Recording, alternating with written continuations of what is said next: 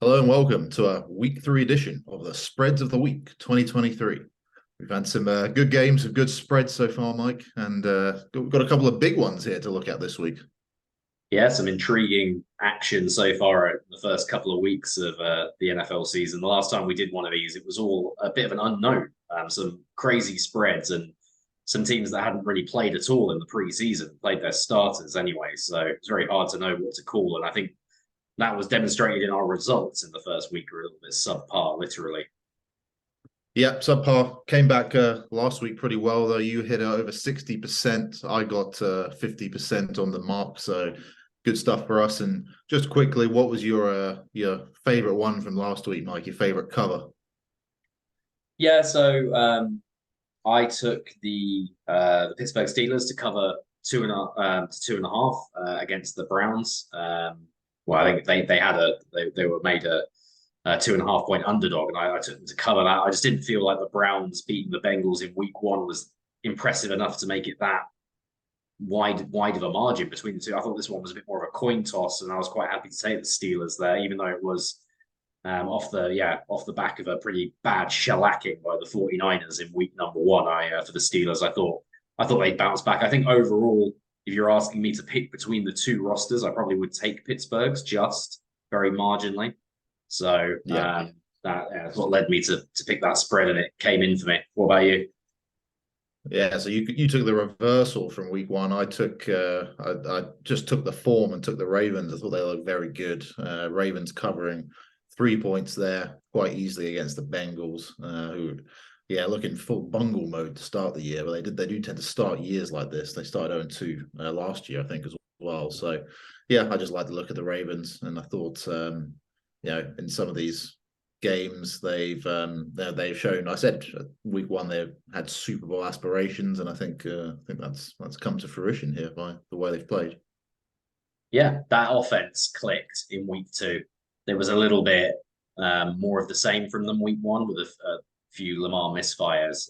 They had to lean on the running game more, but obviously with J.K. Dobbins out now, and they aired it out in week 2 and looked good, looked very good. Yeah.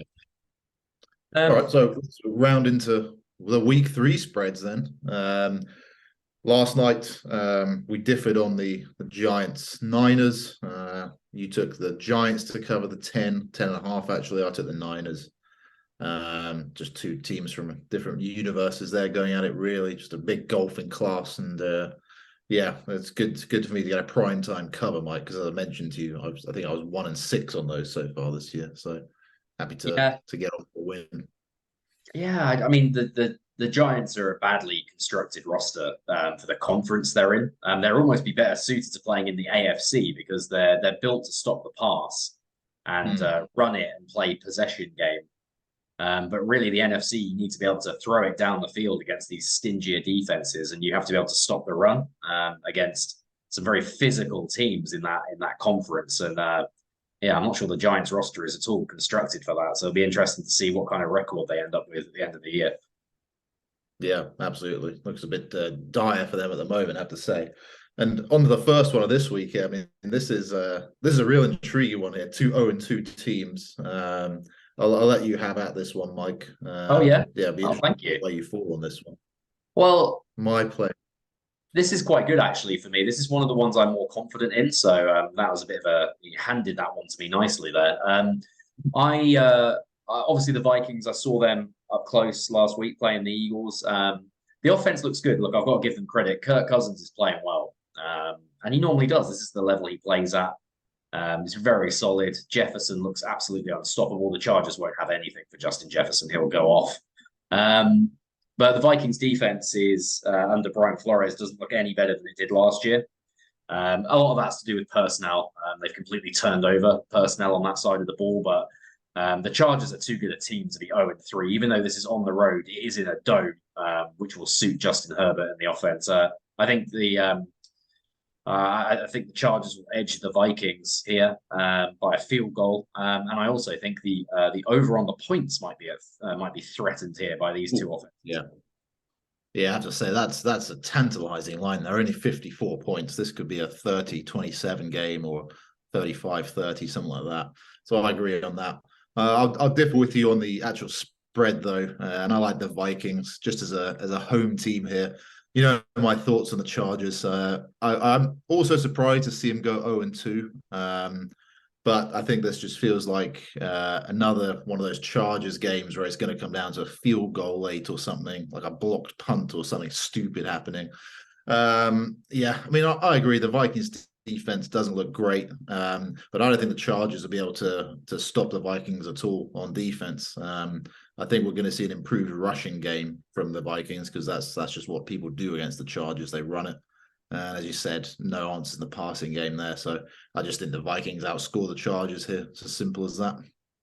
Yeah, we're basically just taking the other team to outscore the other one. It's I mean, it's going to be that kind of game. I'm really looking forward to that one. Actually, that should be action packed.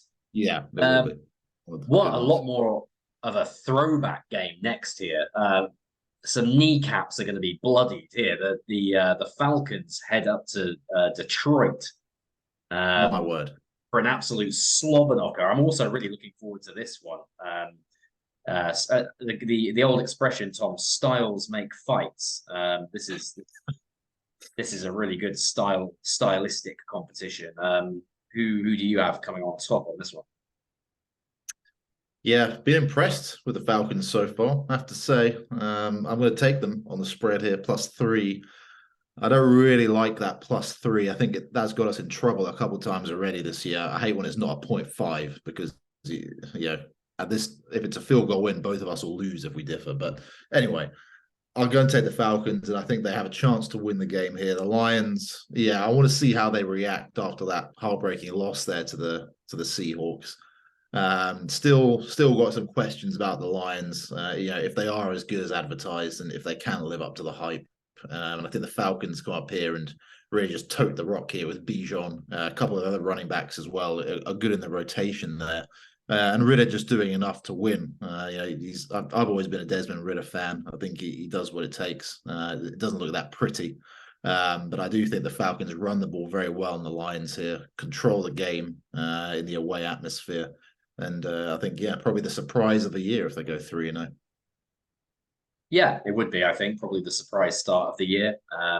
For me, I don't think we're going to be surprised. I think the Lions are going to take this one at home by more than a field goal, as you pointed out. For me to be successful here, I'd need them to win by a touchdown. I'm just going to bank that happens. They're a bit one-dimensional, the Falcons, in a very almost in an interesting way, which sounds weird to say, but they're going very counter to the rest of the NFL, running the ball over 60% of the time.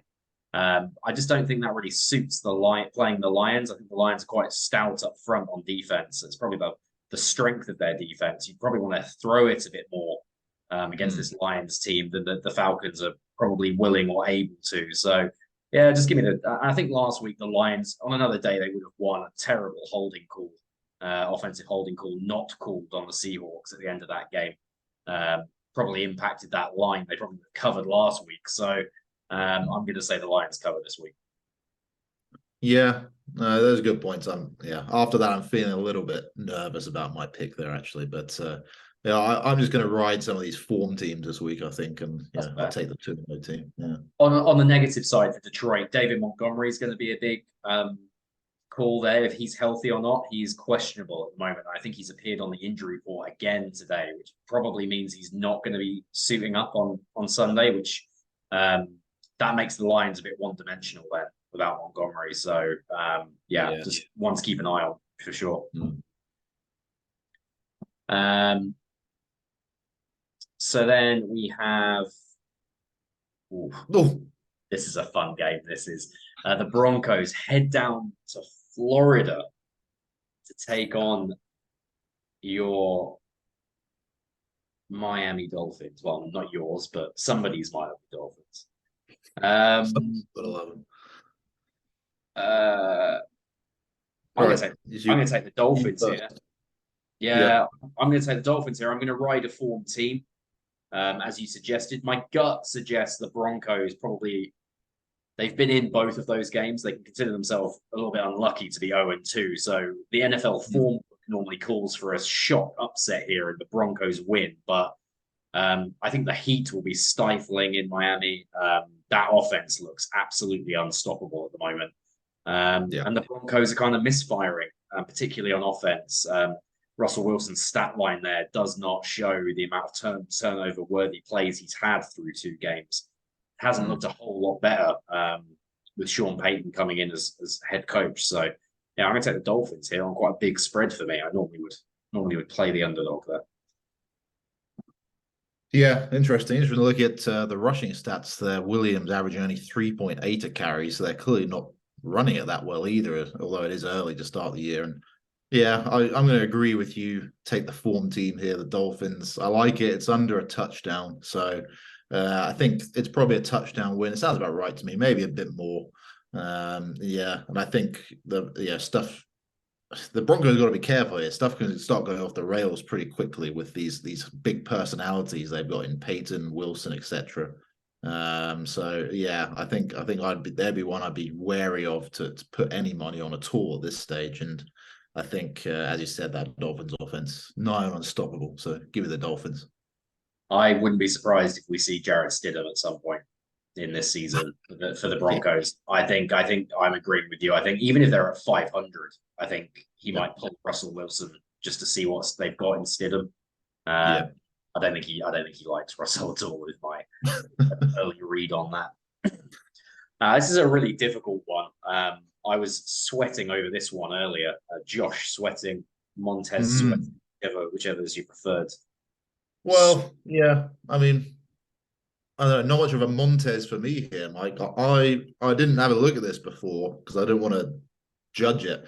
To me, this should be a tighter spread here. This is too much. I know that sounds odd in the 3.5 spread, but it is a little too much. It's a field goal win. The Titans are pretty much going to be in every game they play. Unless they're coming up against an elite roster who just spreads them out and throws them down the field and runs them ragged. The Browns aren't going to do that. And this really plays into what the Titans are about here. A stodgy game. It's going to be, the over-under less than 40 points is not surprising. It's going to be a slow-moving, stodgy game. Chubb's out, obviously. Henry has been arrested this week from what I read, but he seems like he'll go. And yeah, I think the Titans definitely do enough. And yeah, I don't know. We've said it before, the Titans. This is probably it's got Titans win all over it, an underdog win here all over it for me. But very happy to take them on the 3.5 points. Yeah, I think it would be very Mike Vrabel Titans for Ryan Tannehill to have thrown more interceptions than touchdowns through 3 games and then be 2-1. It's just it's just how they operate, which always leads me to underrate them, but not so this week. I'm agreeing with you. I thought this is why I was sweating on it earlier. I just couldn't believe it wasn't a 1-point line or something, making more toss. So I wanted to take the Browns instinctively, but I'm not going to here. I'm now with this line. I'm going to take the Titans. So yeah, that's that one. Very simple actually. There's not much more to talk about. That's just a crazy line for me. So this is a fun one. This will be defensive heavy game. Patriots at Jets. The over and under on the points is set below 40 there. So it's you to go first, Thomas. What are your thoughts? The Jets haven't beaten the Patriots since 2015, I believe. The Patriots have had their card all those years. An interesting stat I saw this week. Good stat. This is tough. I can't put money on a team with Zach Wilson at quarterback. I just can't do it. So I'll have to take the Patriots here to cover. And that's really my only logic. I don't feel too great about what I've seen from Mac Jones either. Some more hysteria and antics coming out of Jones than actual good quarterback play, as we come to expect in his professional career. But I just think he's a far superior talent to what the Jets are going to roll out, and just makes enough throws to cover that field goal spread there. I think you're a touch harsh on Mac Jones there. I think his rookie year was pretty good. Last year, obviously, was terrible. And I think he's been okay this year. I've seen him up close against the Eagles this year, and I think he looks decent. They're doing a good job of getting the ball out of his hands with a lot of offensive linemen still continuing to be injured and rotated through there in New England. So that gives me some confidence against this stout Jets defense that they can slug out like a 17-10 win or something like that on the road. and extend that streak, that mythical 2015 win streak carries on one more. I'm taking the Patriots here as well to win by more than a field goal. Okay. Yep. I like it. Okay, AFC South. All bets are off. We never know what to do with the AFC South. Texans, Jaguares. Oh, surely, Mike. Surely there's only one line you want to look at here. Go on. I've got to take the Texans to cover here. Got to. It's got to. The Jags will not beat them by 9 points. I don't think. Look, we could be proven wrong. I was watching QB School this week. JC Sullivan and CJ Stroud looked good. He looked good. He looked like he's improving. He's throwing with anticipation. He's not. He's averaging over 300 yards passing a game. Now you shouldn't box score watch too much when it comes to, especially when it comes to rookie quarterbacks. But that's quite promising. And I think the Jags are still a little bit iffy early season. Some wobbles there. Offensive line is playing very well without Cam Robinson at left tackle. So yeah, give me the Texans to cover here. Sounds like you agree. Yeah, I think so. Always an interesting one to watch for us, the AFC South. I think this is probably a Jaguars win by 7, maybe. I think just the 8 is a little bit too much for one of these divisional games. And like you said, the Texans have been doing enough to stay in these games. It's just not a bit of an overreaction, really, to an 0-2 team coming in there. And wouldn't be surprised to see an upset on the cards. I feel like they probably haven't got quite enough yet to do that. But this is definitely a Texans cover. Nice. Cool. All right, then. Colts at Ravens. Now, what I haven't done foolishly before we've spoken about this one is I don't know if Anthony Richardson's healthy. Do you know, Tom? No, let me have a look at this one.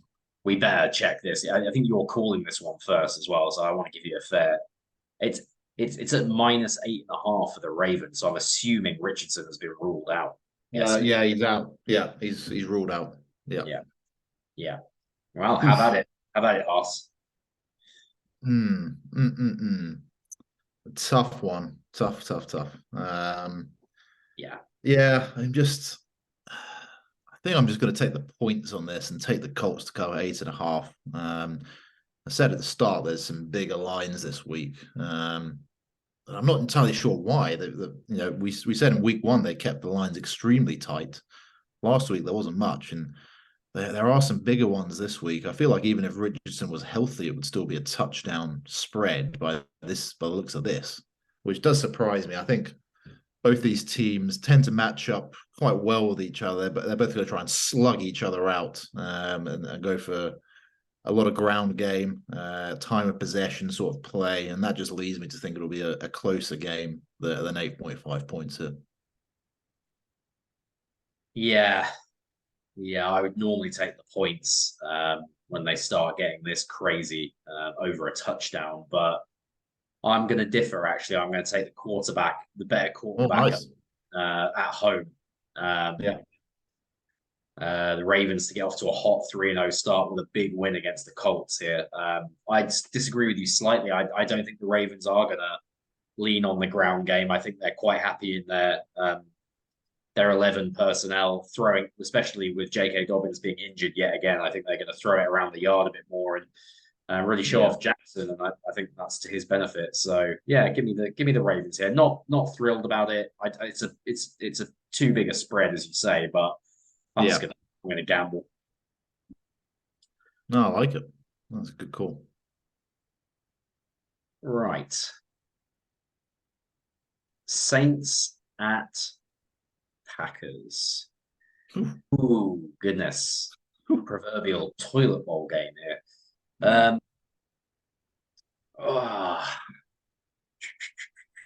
Well, we saw the Saints play on Monday night. Smother the Carolina Panthers with man coverage, with no weapons of note outside for Carolina. And I think they could probably do the same with the Green Bay Packers' young receiving core. I think the Saints defense is an underrated bunch, and I think they could put the kibosh on these Packers receivers as well. But it is in Green Bay, and the Saints just don't feel like a very. I mean, it's reflected in the spread. They're not a very good 2-0 team, really. They've not played anyone yet, and they've not looked convincing beating also Rams either. So, oh goodness, I'm gonna. Can you tell me if Aaron Jones is up this week or is he questionable? Can you tell me? That would give me more faith in my Packers pick here. I'm gonna go Packers, but I just would. We're here to inform as well, Tom. So. Well, yeah, he's back at practice. It says, it doesn't say definitively if he's out or not. It just says he's practicing. So, if he's practicing, he's playing. It's a hamstring strain, which is good for my fantasy team and good for the Green Bay Packers. So, give me the Pack at home in this one. Okay, I'm actually quite high on the Saints. I quite like what they've built here. I enjoyed them bringing Derek Carr in. He hasn't totally grasped everything by what I've seen so far yet. Seems a little off page with some of the receivers, but I think as the season goes, that'll get better. And at 2-0, I think they're in a real chance to win that NFC South. To be honest, I want to see a bit less Taysom Hill and just a bit more Derek Carr. But I think this is a Saints cover and a Saints win, and maybe the Saints and Falcons both, and Bucks even go 3-0. The shock of the season, the NFC South coming through like a real card here. So yeah, go on, give me the Saints. I just think it's a well constructed team, balanced on offense and defense. Yeah, if they need to air out, I think they can, but they might just keep it conservative and just try and prey on some mistakes from Jordan Love, and just try and win the field possession game. Yeah, so go on, Saints. I think Jordan Love's got to throw a pick at some point. He's 6-0 here. It's a good start. I think it's a good start, yeah. But he went very quiet last week versus the Falcons in the second half, which will be very concerning for the Packers brass because they should have been able to pull that game out last week, Packers, and they made a real fist of it in the second half and ended up losing. So yeah, they'll have to show us a bit more this week. Right, we better rattle through some of these now because we've only got 15 minutes to go. So, Bills at the Commanders. Yeah, I mean, this is simple for me. It's a Commanders cover. This is a reactionary spread here after the Bills whooped the Las Vegas Raiders last week. There's just too many points for it. The Commanders are a 2-0 football team, and they're given 6.5 at home all day for me. All day Commanders. Wow. Having said we need to rattle through some of these, I really want to take I really want to take the Bills, but you're right about the spread. It's bigger than I expected. The Commanders are playing good football at the moment, man. This is not much better football than the Giants, albeit against weaker opposition, I suppose. Yeah, I'm not that impressed with the Bills either at the start. So give me the Commanders here as well. I agree. It's too many points. Had that been the 3-point spread I was anticipating, I'd have been quite happy to take the Bills, but I haven't even looked at that line before this, and that is just too much for me. So yeah, give me I think so as well. I mean, I think the Bills beating a bad Raiders team at home is nothing really to get too excited about. So yeah. Ooh. Wow. I was keen to get onto this one because, good Lord, the Bears are a mess. The Bears are a mess. It's gone south very quickly. The Bears are a mess, and I'm picking first here, so I'm going to put my thoughts on this just out here. I think you'd be a fool to take the Bears here. Anything under 2 touchdowns for Patrick Mahomes is you would. I think Patrick Mahomes may not even finish the game. I think they may have Chase Daniel in there by the end. Is he still backing up? He might still be back. Is he still backing up, Casey? Oh God, yeah, I don't know. Well, you should know, Thomas. You're a Chiefs fan. Goodness. All right. I'm gonna take the Chiefs here to cover. The Bears' offense is in complete disarray. Fields calling out the coaching and then retracting it this week, and their defensive coordinator resigning the Bears after 2 games. is just goes to show. I guess Bears fans will be saying if only it was the offensive coordinator, because Luke Getsy refuses to run the most dynamic running quarterback in the NFL. So it's all going wrong for the Bears. Give me the Chiefs to thump them at Arrowhead. I really want to agree, but it's very rare I've seen the Chiefs cover 12 points in the last 3 or 4 years. I can't remember us covering a big spread ever. But they usually do. They usually do ridiculous things like give you 12 points against the Raiders or something in a divisional game, which is always. I just feel like that's foolish in a divisional game. This is against a non-divisional opponent coming cross country to play in your house. Just feels like a thrashing waiting to happen to me. But feel free to disagree. It is. I mean, it's the NFL. It just wouldn't surprise me if there's all this negativity and then all of a sudden they come out and start running fields and running the ball a lot more than they have done and causing us problems and just kind of balling out a bit. I mean, I think it's just too many points here. Fair enough. And I say cross country, and it probably isn't that far, is it? Chicago to Chicago to KC, no, it's probably a 40-minute flight. But it's I like that line 12.5. I think if they do commit to the run, not saying they will, but if they magically kind of change the game plan, it will cause us problems. We generally don't like teams doing that too much on us, even though we've got Chris Jones back now, which does help. So yeah, I think it's a tight game, and maybe the Chiefs pull away in the fourth and win by 10. I just think 12 is a bit too much here. That's a really good point. If the Bears knuckle down and commit to like an early Jalen Hurts or an Anthony Richardson Colts sort of script of just running the ball down their throats and then getting the ball out of his hands quickly, I think Fields can keep them in that for a long time. That's the only way they have a chance to stay in that game. As you see there, Justin Fields is their leading rusher with 62 yards, and they haven't even been calling designed QB runs. So if they can do that, I just think with big Chris Jones back in there, that'll be tough. But they've got to try it. I agree. That's their only way to stay in it. But yeah, Chiefs for me. Okay. Not that I'm strong. Can you tell I've got strong opinions on that? Carolina at the Seahawks. Oof. Go on, I'll let you go. Yeah, Seahawks cover here. Panthers go 0-3, and alarm bells maybe start ringing there after. The Panthers can't go from the East Coast all the way to the Pacific Northwest and cover 5.5. That's just too much. Too much to ask of this team where they are right now. Disappointing loss on Monday Night Football at home. Morale's low. It's just not the place you want to go. And this is probably not big enough for me. I think it should be about 7 or 8 point here, given some of the spreads we've seen this week. This is pretty routine to me, Mike. Yeah, and I've got my geography right on this one. This is coast to coast travel, time zone, huge time zone shift. Maybe that will wake up some of the Panthers receivers because they've not been able to separate from anybody so far this season. When you look at the roster, I mean, I'm not surprised. Adam Thielen is your true number one receiver. That is very concerning. I just don't think against the Seahawks that's going to be anywhere near enough. The Seahawks got themselves back to themselves last week. That was the offense that we were all expecting. When I put Geno Smith as my starting fantasy quarterback, that's what I was expecting, and it didn't appear in week 1. So it's good to see it again, and I think it will continue this week as well.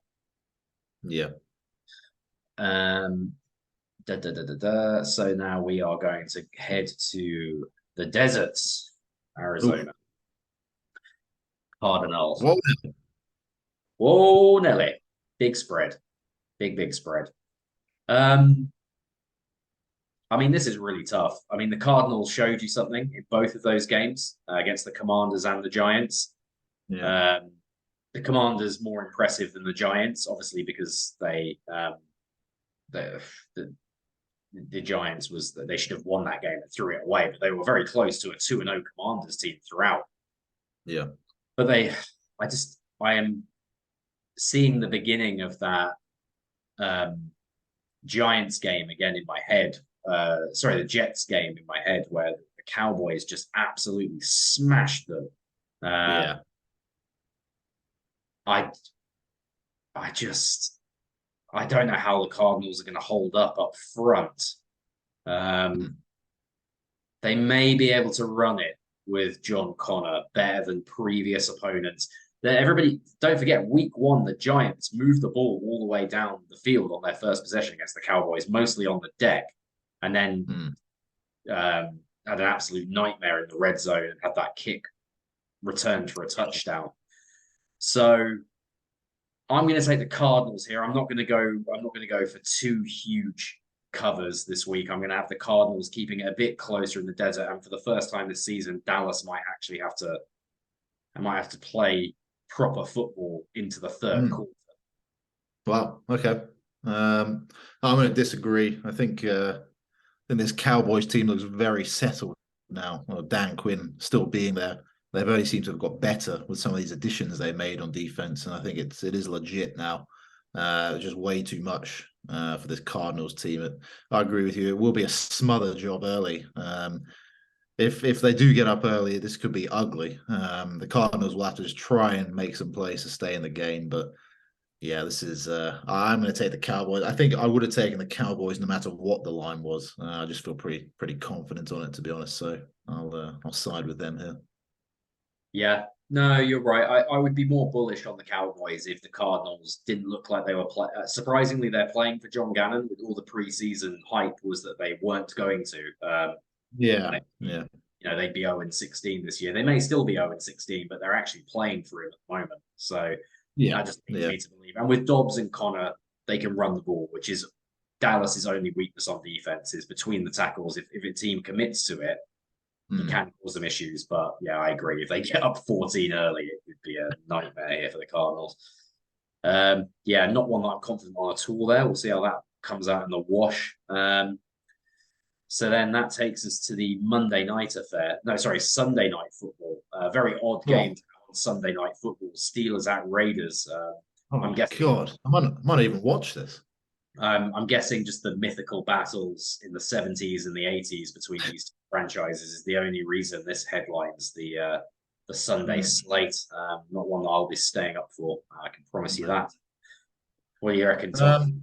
Okay, this is a Raiders cover here. I feel like I do have to stick with the Raiders. I wasn't impressed with them last week. They kind of just gave up on that game in Buffalo, but I said the Raiders are going to get over their season wins this year, so I might as well just stick with them. And in the dome there, it's it's a controlled environment. I think they do enough here to just beat a Steelers team that's pretty anemic on offense. I think as long as the Raiders don't make mistakes, you see 3 picks for Jimmy G, but most of that coming in that blowout to Buffalo.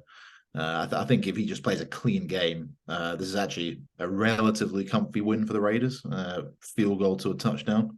I just think it's not a great defense for the Raiders, but like Najee Harris is, as I said to you before, I think he's the worst starting running back in the league. The Steelers don't give me any confidence they're going to move the chains and make enough big plays anyway to win the games. They had that one to Pickens against the Browns last week, but that was just a bit of a bust there, and he just ran through everyone. So go on, I'll just take the Raiders here. I just like it more than the Steelers at the moment. That's fair. You had a bit of a preseason pick on the Raiders. I had a bit of a preseason pick on the Steelers. I thought they'd go over their season win total, and Mike. Blimey, why am I blanking on the name? Mike Tomlin, Steelers head coach, has never had a losing season. They're going to lose to all of the good teams they play. So in order for them to have a winning season, logically, they've got to beat teams that they're able to beat. And I count the Raiders as one of those teams. I actually don't think it will be comfortable for the Raiders, even if they do win the game, just purely that Steelers defensive line against Cleveland's pretty good offensive line caused them lots of problems. And the Raiders don't have anything up front to match what the Browns have up front. So I think the Steelers could wreak havoc in there. And you'll have in Las Vegas is a whole load of Steelers fans. There'll be terrible towels everywhere, making it a bit of a home game atmosphere for the Steelers. So give me the black and gold here against the silver and black. Yeah, that's fair enough. I just think they flattered to deceive a bit there in an intense home environment on Monday night. I feel like most teams should have won that game. So No doubt. I'll keep betting against them until they show me otherwise. No doubt. Yeah, no doubt. I wasn't impressed by the Steelers, but I did have, as I say, I had them as a 9-win or 10-win team before the season started. So yeah, you're Yeah, gonna you get got to anywhere near stick to that the number. guns. If you're gonna get anywhere near that number, you got to beat the Raiders. Yeah. So yeah, last one here. No, not last one. Because there's two Monday night games. That's done me for Yeah, the same. inexplicably. Well, I there's no reasoning why. Well, what it really does is it takes one game out of the Sunday slate and puts it in a time when I can't watch it, which is really annoying. And the next day they do picture in picture, so I can't then watch the high. It ruins one of the games for me, Oh, uh, great. which is really fucking annoying. So this week is not this week. Yeah, sorry, this week the early game is Eagles at Bucks. Give me. Oh no, is it you first? No, me first. That's you. Yeah, I'll take the Eagles. The Buccaneers have been excellent so far. They've been really good. I'm really impressed with them. They've played up to their talent. They haven't got a great offensive line. They haven't got a great quarterback, but what they do have is really good receivers. So they've been sort of keeping it, throwing it fairly short, letting Mayfield make plays when he needs to make them, and they've been fairly committed to the run. And it's still a good defense. I don't think the Eagles are going to blow the Buccaneers out here. I just think they're going to win by a touchdown. And it definitely is helpful that this is a night game for the Eagles because going down to South Florida there for a 1 p.m. kick would have probably made me take the Bucks here even. But I'm given the time of day and what the Eagles have and a 10-day break since we last played the Eagles, so I think the game script should be very good. The Bucks also just need probably about time they came back down to earth as well. I think. Yeah, I mean, I could see Baker Mayfield having a stinker on Monday night. I think Baker Mayfield likes the lights, though. He likes these primetime games. He usually gets up for them. And I think I'm going to differ. I'll just take the 2-0 team as 4.5-point home dogs. I think you just have to take that. The Eagles have won the last two games, but I think it was 5 and 6 points. So the spread looks about right to me. But I just think the Bucks, if they do lose it, I think it's going to be only a field goal loss here. I think it's going to be a pretty close game. So I'll side with the home dogs here. Yeah, I think that the last time we went down to Tampa Bay, I remember Nick Foles rolling out to the right on a designed rollout and firing one into the corner of the end zone to Deshaun Jackson. That is going back many a year. That's the last time we were in Tampa Bay. I think that might have been That might have been Chip Kelly's first year. Anyway, that's by the by. Right. We're going to finish up here with the Bengals against the Los Angeles Rams. The spread is not showing. So you'll have to tell us what the spread is here, Tom. And you've got less than a minute. Yeah, let me just have a look. It's a 3-point spread. 3 points, what I've got. To who? Yeah, it's about time the Bengals won a game for me, so I'll just take the Bengals and -3. That's correct. Just correct. This will be a really good game. This will be a really good game. So I'm looking forward to watching this one. Rams have shown us more than I expected this year. Great coaching job by McVay so far, but yeah, I think the Bengals just too good for them here. I agree. Yeah. Great. All right. Well, enjoy the games. Yeah, enjoy it. We'll convene next week, see how it all panned out. Nice one. Go well. All right, mate. Go well.